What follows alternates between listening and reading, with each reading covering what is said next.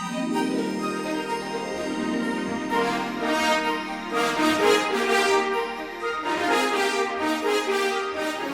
hello and welcome to my YouTube channel. So this week what I thought I'd do is I'd build on the tutorial that we did with the twirl photography, and I'll show you how I created what I called the Canon Falls image. And that's where I took the camera body and superimposed it on top of a waterfall, and we gave it the effect that the water was flowing out of the lens of the waterfall.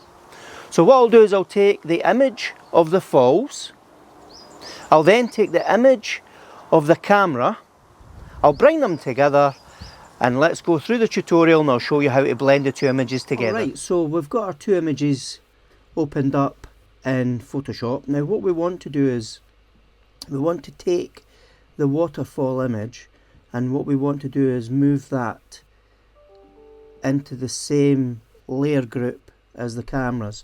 So what I've done is here is I've double clicked on the image title. I make sure my move tool selected, I hold down, drag over, and that will drag across the image of the waterfall. Right, so what I want to do here is I want to duplicate the layer, and then that way I've got a copy of the waterfall, because I might need that later on, just in case I need to resize it in any way. But first of all, what I'll do is I'll turn off those layers and we'll focus on the camera. So what we want to do is cut out that camera.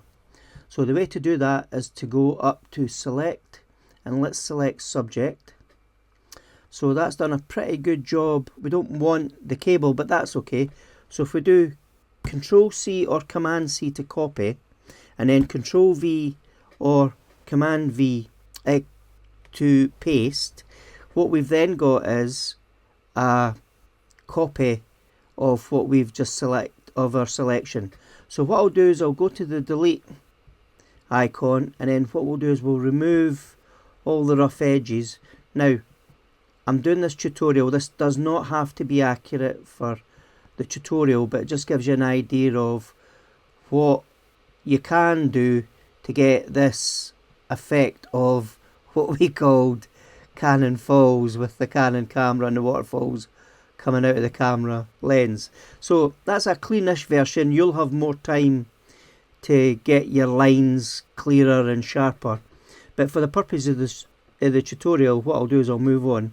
So I've selected the top layer, the layer copy. Now what I want to do is enlarge that image, so Control T or Command T will allow you to transform and increase the size of the image. So if I place that in the middle, and then what I want to do is add in a layer mask, because what we want to do now is reveal the camera over the falls. So if I then select the brush tool, I've got black, so black reveals and white conceals. So what I'm doing is I'm just rubbing out all the areas so that I can see the camera. I can increase the size of the brush as well. I don't want to go too far because I'll need to bring elements of the image back in. So the one thing I did spot there was that the camera's out of alignment with the image. So if I select the layer of the camera and just drag it over so that I've got the waterline coming from the left hand side out, go back up to the top layer, select my brush tool again, let's just click on the mask, and let's keep rubbing out till we've got the camera. So we've more or less got the camera where we want the camera. Now what I'm going to do is go back and fill in all the areas that I don't want. So select the white and then go back in. I'll just reduce the size of the brush. And then what we can start to do is feather some of the areas and blend in the camera with the rocks in the surrounding area. And there we go. So again, it doesn't need to be a camera, but this just gives you an idea of how easy it is to blend an image in together, just using the layer mask. And let me just finish the top of it. So here we go. Alright, so now what we want to do is bring the water, so we want the water to flow out from the lens. So again, we're still keeping the white colour on the brush, and then we've got the water flowing out from the top left hand side of the lens, and that's starting to look really credible again. So what we can do here is we're probably short of water in there, so if I reduce the size of that brush again, I'll bring back some of the elements of the camera, and I'll just blend the lens in a little bit more. So I've went back to the white, so again if I just touch that up just gently, and then just ease in the blend using the mask, and that's actually looking quite nice now. Right, so what I'll do here is I'll flatten the image, so select the top layer and then go layer, flatten image, OK to discard hidden layers. Right, now what I want to do here is I want to fill that lens with more water. So what I can do is I can grab my polygon selector and just drag that over to here, and then do Control C or Command C, and then do Control C or Command V, and that will paste in a copy of the waterfall. And again, that gives me a little bit more flow, and it gives me more water coming out of the camera lens. So again, what I'll do here is I'll add a mask, I'll go back to my brush tool, I've selected black, and what I'll do is I'll zoom in and I'll just wipe away some of that water in the edge, and then I'll also take away that seam so that it doesn't look as though it's actually been copied in. Right, so I'll zoom back out, I'm happy with that. Now what I want to do again is flatten the image. So if I do layer, flatten image. Right, so let's crop it. So what we want to do is take the padlock off, is take the crop tool, and we'll go for a 1:1 square rotation. Just check that the waterfall's in the centre of the image. There. Hit return, and there we have a square crop.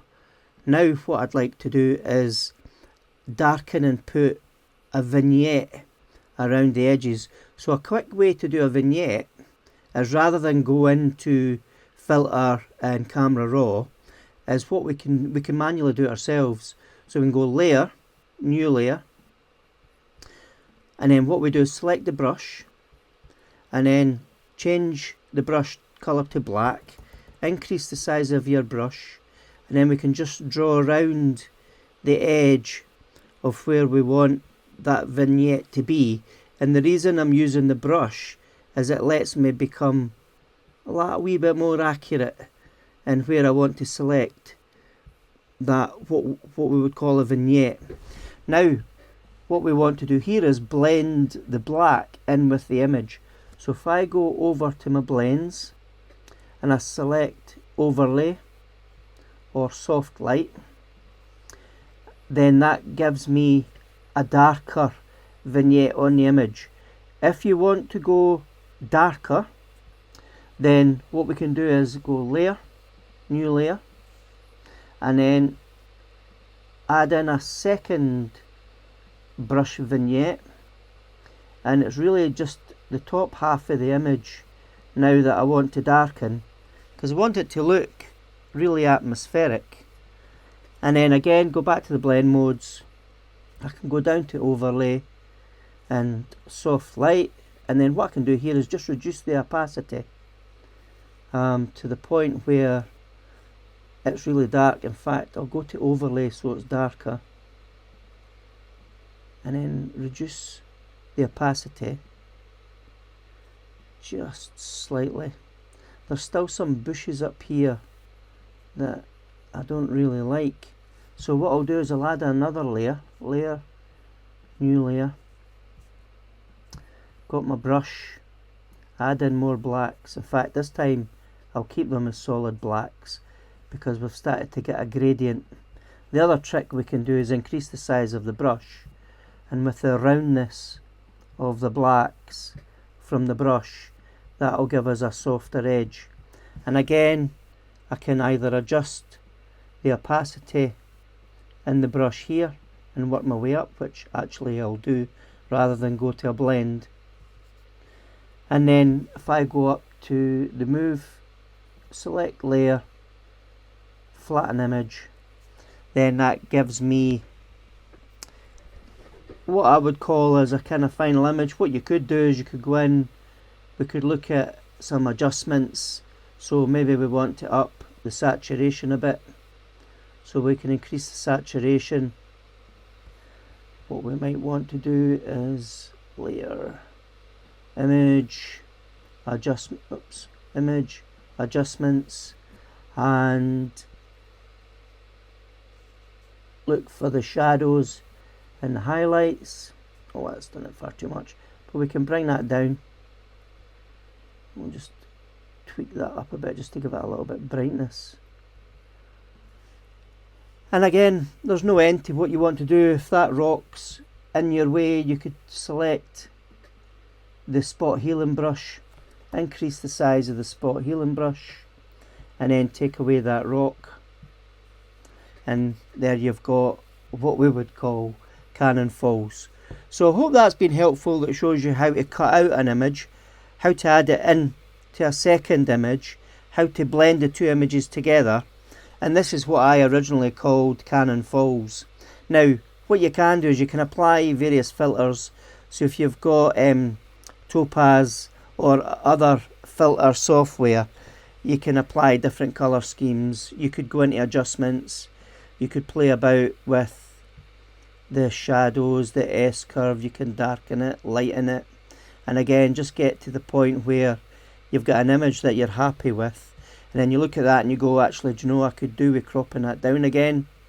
So again, you could tighten that up and crop it in, and then you have another image. And you could play about with a camera that you could have a road coming through it, you could have a car coming through it, you could have a train coming through it. So there is no limitations. It's really your imagination that could help you. So hope you enjoyed that, and I'll hand you back to me. Okay, well, I hope you enjoyed that. Hopefully it made sense, and hopefully it gives you some ideas and some inspiration for you to create your own image and manipulate. In fact, it doesn't need to be a camera and a waterfall. It could be any number of images, but just using that technique you can bring them together and you can build your own image. So I hope it was helpful. I hope you enjoyed it. If you do, please give it a thumbs up. If you haven't subscribed, please do, because you know it's free. And if you press the bell notification, that'll let you know the next time I post a video. So thanks very much for watching, and here's to the next video.